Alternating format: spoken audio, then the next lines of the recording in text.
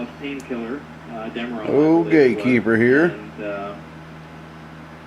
Checking out Mr. Butterbean's amplifier.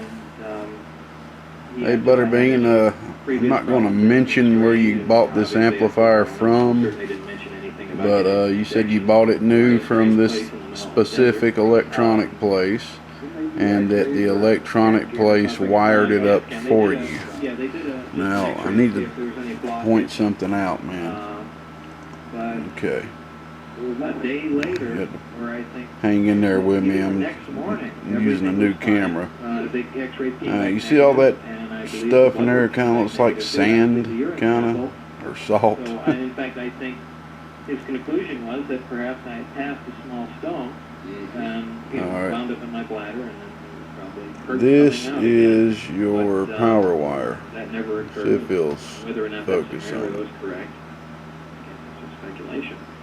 But I don't know, that you just stirred it up in my memory. I don't. Well, that's how little. Alright, this is your power wire. Pieces come back. How's your health now? Look at this. And since then, okay. Oh, fine, no problem. Right. This was soldered. So anyway, you pass all their little tests. On the top of this diode. And it was coldly soldered to it first off. All this stuff you see right here is oxidation.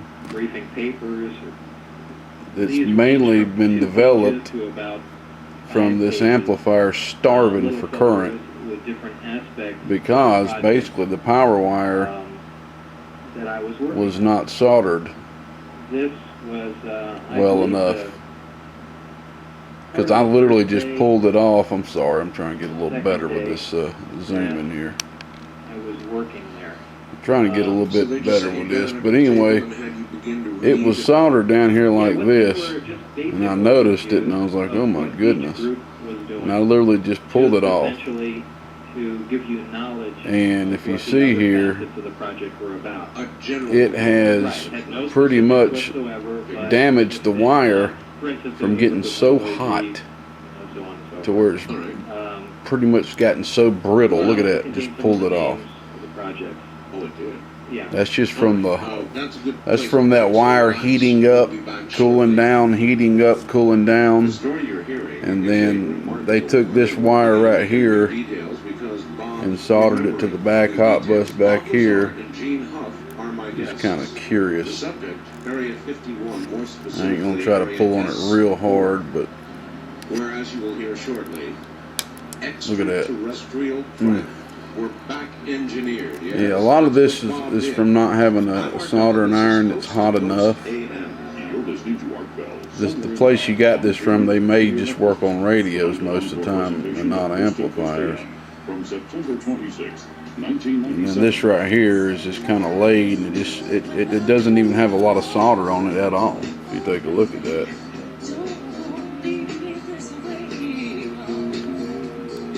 I'm not going to try to just pull it off. I don't want to try to damage the trace or anything, but if I can just tug on it, it's not coming. But the way it's laid on there, I mean, I'm surprised it's not laying on the ground back here. But you sent it to a good place, my friend. We're going to get all this took out and do a full power wire upgrade for you all the way to the back of the transformers. Let me get zoomed back out here. I got to learn how to do this with one hand. There we go. All right, big brother. I'll get used to this. Alright, man, so I believe we're doing a power wire upgrade for you, putting an SB175s on the end of your wires, and you are wanting me to solder your connection to hook your radio up into the wires. And what I'm going to do is, I think I've got some thicker wire here for this, but I'm going to take a real high permeability ferrite bead and wrap this really, really well, just to be safe. I'm going to have some ferrite beads in here to try to keep that RF ripple off your DC line here, but just to be safe, we don't want any kind of excess RF traveling down this wire to your radio. So it's always better to be safe than sorry. And this right here is an SB180. So it's not quite big enough for this particular amplifier. But that's why you sent it, man. So I just wanted to kind of go through that with you. It ain't every day I have amps come in here that's had solder jobs like this done to them, especially when they're supposed to come from shops. Well, see, I don't know if this comes from a shop or not. You just put the person so-and-so electronics. So it could have been a person's home or something, but it looks like they just didn't have an iron that was hot enough. Looks like maybe they did the best job they could. But all right, bud, we will be back. Actually, at that point, Does this thing even pause? What it was that was being worked on? Well, at this point, yeah, this is the first time I really knew exactly what I would be doing. What's this end And do? this is where it was stated that the project was essentially that of back engineering an extraterrestrial craft. I'll be back. Quite a line to read. All right, Mr. Butterbean, all done with your Texas Star 500, my friend?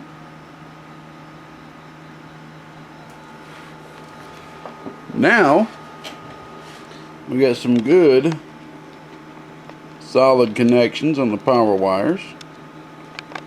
Oops. What is that? I think I took a snapshot while I was recording. Still learning this camera. Now we got some real good solid connections.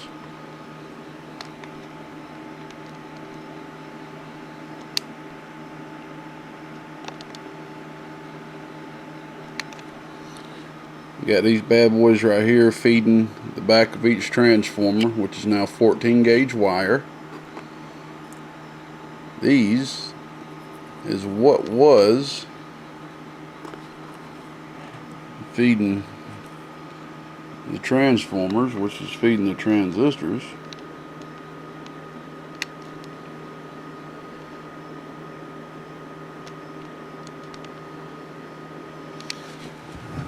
And I replace it with one of these.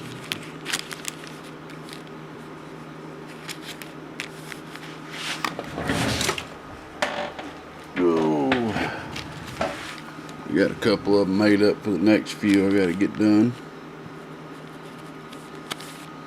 So you can tell it's a bit of difference in wire sizes. So they're definitely not going to be starving for any current. Because when you sit here and do a power wire upgrade to pretty much any amplifier, yeah, it's always going to help to put some thicker wire.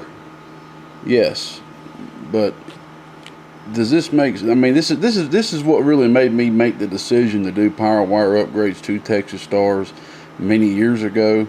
Because I started out just doing this, putting thicker wire, but then it kind of hit me. Does it make sense to put this big, thick wire? Here it is. Let's do this. Does it make sense to get this wire and install it on the board just for it to feed this? So that's what you're doing. You're taking this and you're basically soldering it to this. And that made no sense to me. See? This right here is actually some of the highest strand count that you can get for 8 gauge for wire, period.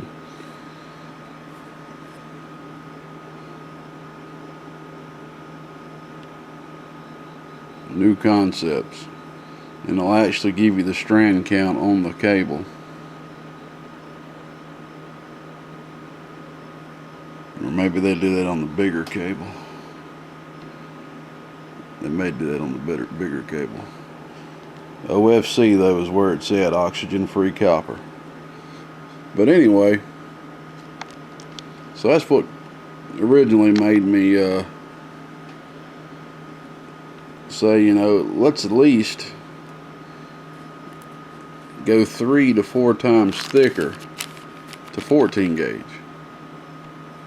And when you see me do my builds, and see this right here is feeding 2 transistors, okay? When you see me do my builds, I'll usually break it up into 2 16s, which pretty much will equal 1 14. And then sometimes I'll split it up to 2 14s. It just matter what I got in stock at the time. But anyway, and this is just something I've been doing recently. I'll go ahead and add a 1000 microfarad electrolytic on each board. Normally this is what it comes with, which is a 33 UF cap. And this is just for filter capacitance, that's all. Just in case you got a little bit of dirty voltage, a little bit of ripple, whatever within that frequency range that this capacitor can filter out, that'll do it. But instead of having that tiny amount of capacitance, we now got, you know, 6-7 times of that now. So I'll just add that on each board just to help with a little bit of filter capacitance. I went ahead and thickened up the trace right here that carries your output power back to this switch and the relay. That's just something I like to do. It probably don't help anything, but it makes me feel better. And another thing, which I don't know if I've ever had anybody request this on a Texas Star, but Mr. Butterbean, it's easier for him to hook his radio up to the same power wire right there where his amplifier is. And this is what was on and had the wire for his radio coming out. So what I went ahead and done, instead of doing it that way, it was going to be kind of ugly to put some filtering with an RF cable right here outside the power wire and make it kind of bulky on the outside, because these bad boys are already bulky already. I went ahead and just did it inside the amp. So that's what this big ferrite bead is right here. I've got it tie strapped down right here, the wire right here, and then I've got this sticky taped. You can pick up the amp with this thing, see? So it's sticky taped. So this right here is going to help filter out any RF from the amplifier going through this. And this right here puts quite a bit of inductance on your power wire. So it comes out of this port right here. This right here is a strain relief. And here's your power wire for your radio. Okay. This right here is where I had to tap in the wire to make it a little bit longer. And if you ever need to, you still can pull the fuse off. Just hold it like this and then pull the top out. You can change the fuse if you ever need to. And I've already tested it and it works great. When I get my building, man, and get my oscilloscope set up, I'll be able to hook my oscilloscope up and actually take a look at RF ripple and everything. I'm looking forward to that. So anyway, back to the amplifier. When I got done doing all that and tested it out, I wasn't happy with the results, because normally, or pretty much always, I never have an issue making a Texas Star 500 do 500 PEP, hitting it with my bench radio, which does 4 watts RMS. And that's how much these amps are supposed to produce, is about 500 watts peak with about a 4 watt drive. 4 watts RMS a drive. And I wasn't quite seeing that. I was seeing about 50 watts shy, and he was only seeing about 200, he said, but that was due to the wires not being soldered properly, just a lack of current. And I did notice that there was about a watt worth of input reflect, which is high for a Texas Star 500, especially with that amount of drive. And normally on the Texas Star 500s with the DEIs, I don't know if these are the older DEIs or the newer HG type, but there's a 220 picofarad input tuning cap instead of a 330, which you'll see on Toshiba's.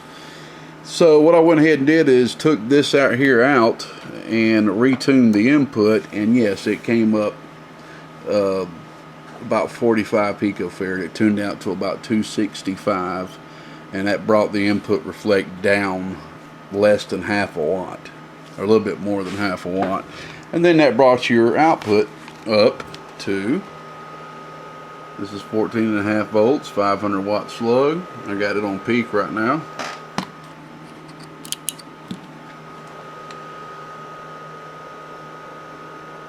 Oh, there's your 500 watts, my friend. What's this thing talking if you just get out there talking, letting the mop flop like this? Oh, gatekeeper, got down, got down, got down, got down. And then RMS, which you ain't gonna see a whole lot because we ain't driving that amp hard at all. Oh, a little bit under 150 bird. So she's a rocking, man. I can hook it up with the hot radio and get a lot more out of it and all this and that, but she is working the way she's supposed to. Thanks for hanging in there with me, Mr. Butterbean. This guy right here,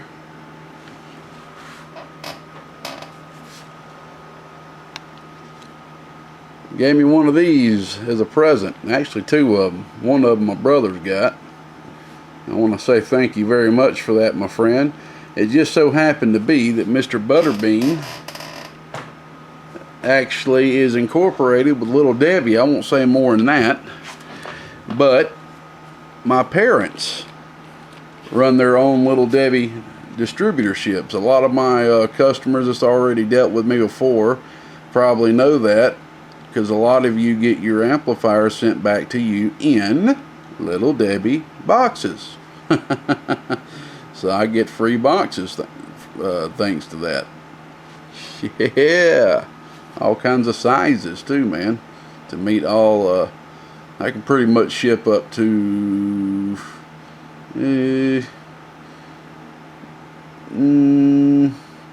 I can pretty much ship up to an 8-pill, in those Debbie boxes. Past that, I have to get a bigger case. Up to an 8-pill to 100 amp power supply. But he was nice enough to give me a Little Debbie hat, and usually you only get them like once a year or once every couple of years when they win prizes and this and that. But they do have a store though at the main place, a little gift shop where you can buy them, and I've been rocking this Debbie hat ever since Butterbean gave it to me. I got my headlamp on, don't I? I don't even know if I've ever shown my headlamp on camera. Have I? I don't think I have. This is my headlamp. I've got to use it out here, even though I do get lights right there, over there, right there, and I got that one pointing back to that table back there. I don't even know if I've ever got around and showed where I work at. It's definitely nothing special. I'm out here in the garage. This is where I do most of my work at, and I think the only reason why that is because my computer's accessible. And I use a 16-pill base as my computer desk, which is my 200 amp supply down there, which is always kind of hard to see. Or, excuse me, it's a little bit more than 200 amp supply, but that is the power supply I use a good bit with the bigger boxes. And yes, it is dirty in there. I need to get in there and clean it. I'm leaving that side, and I take advantage of it being still and put a lot of my tools that I use most often right here on magnets, and actually it works out great. I can just reach over here and stick it back on here instead of trying to keep up with them. But, and the second reason is because my station for testing is set up right here. But it is a lot easier to work on these tables that I've got set up. But I do less working on them than anything. It's about A backwards than I had planned to do it. But, you know, I'm getting by with this. I've made some decisions here lately that's really going to start pushing me forward to get to where I really want to get to, which is my own building outside of the dang garage, for many reasons. And it's been a long time coming. I know y'all have heard me talking about it a lot, but basically I got so sick and tired of going through 3 AAA batteries every 2 or 3 days at the most, and I was like, you know what, I just need to convert this thing into a rechargeable head unit so I can put it on the charger every night when I get done using this, because a lot of times I'm sitting here blocking light behind me when I'm needing to look into an amp. So this is my first modification I've done to it. It's set up to where I still can run batteries if I want to. I would just have to disconnect one of these wires, but these wires are bare because that's where I hook my alligator clips up to charge them. And I don't ever have a problem with them touching or anything like that. They stay pretty much apart. But these right here are actually batteries from old school 25 channel phones. Yes, old school 25 channel phones. And we are talking about not that much milliamps at all, but enough to give about 4 point something volts. I think 4.6. I think ideally I would like to have about, let's see, 1.5, 1.5 is 3. Ideally I want about 4.5 volts, and I think what I'm getting out of this actually is like 3 point something, like 3.8 or something. It's good enough. It's good enough. I still would like to make a change one day to get that maximum, maybe 5 volts, because you know, once you put 3 AA batteries in there, they're usually sitting up around 1.6, 1.7, 1.8 volts sometimes. So you're sitting above 5 volts, and it don't hurt nothing. So, and it will be brighter that way. But where is it at? I'm gonna be making a modification here soon. Ah, heck, I don't know where it went to. Basically, I got me another battery that actually has the storage capacity of about 8 of these, and it's just one battery. So I'm gonna modify it and install that one. But the only problem is the little old school 25 channel phone that I've modified, the phone's base that I've modified to charge these for me, doesn't charge that battery because it's too strong. It just doesn't charge it, period. I don't know why. So I'm gonna have to get me another battery charger, probably a plug in the wall for these. But anyway, this works fine. This does what it needs to for me, and I don't have to waste money on AA batteries. I just plug this up and recharge it every night, or actually, to be truthfully, about every 3 nights. Every 3 nights. And I could start stacking these bad boys if I want to, because I got about 10 to 12 more of these. Wouldn't it be funny to see about this many stacked up in the back? That would weight down the back of my head, I believe. But alright, man, there you go, big brother. We get the top back on here, man, and get her put in the box for you and get her back to you. Thanks for hanging in there with me. I hope this thing lasts you a long time, my friend. Old Gatekeeper, another Texas Star. It's souped up, and hopefully it'll last a long, long, long, long time. In the very near future, I plan on trying to retrofit Texas Stars to accept some Macom 421 or Motorola 421 transistors, which are very expensive, but for the guys willing to pay a little extra to have a 2 to 3 times more durable amplifier, that will be for them. And I know I can make them work. I just may have to change a few things. Possibly wraps. I'm pretty sure, at least on the output. Alright, we'll see you. Bye-bye. GK's gone. I'm in a good mood tonight, y'all. 73s. God bless. I'm gone. Bye-bye.